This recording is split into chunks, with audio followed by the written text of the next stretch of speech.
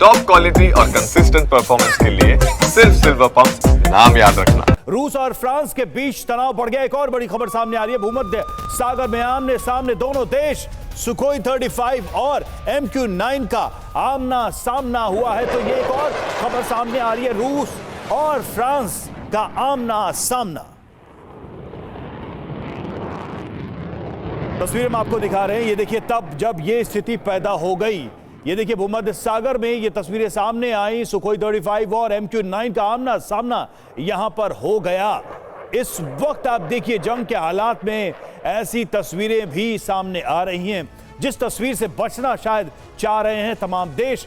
देखिए रूस versus France महायुद्ध का क्या यह आगाज हो सकता है? ऐसी घटनाएं और इसमें एक चूक क्या एक बड़ी गलती साबित हो सकती है। सवाल कि क्या रूस और फ्रांस की कोई जंग होने वाली है? इस तरह से कॉन्फ्रंटेशन हो रहा है, क्या फ्रांस यूक्रेन युद्ध का बदला लेगा?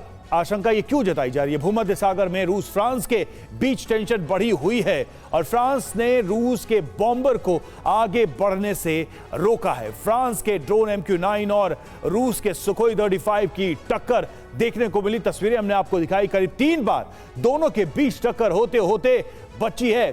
फ्रांस का दावा क्या है? हमारे क्षेत्र में पेट्रोलिंग कर रहा था रूसी एयरक्राफ्ट, जानबूझकर युद्ध के लिए उकसाया जा रहा है रूस के द्वारा। ये देखिए ये सिचुएशन बन रही है।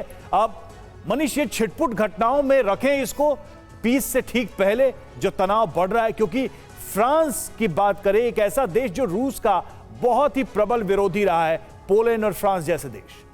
देखिए भले ही ये इसको आप एक इंडिविजुअल इंसिडेंट देखें, लेकिन ये भी बात सच है कि एक छोटी सी चिंगारी कैसे एक दावानल की भूमिका में आ जाती है।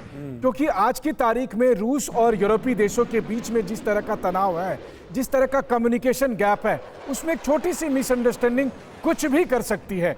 और इसी वजह से अगर इस तरह की घटनाओं को आप देखें, इंटरनेशनल वाटर है, इंटरनेशनल वाटर में रूस के भी फाइटर जेट जा रहे हैं, फ्रांस के भी फाइटर जेट जा रहे हैं, आमने सामने टक्कर होगी तो वो कहेंगे तुम्हारी गलती, और फिर बात यहीं से आगे बढ़ जाएगी।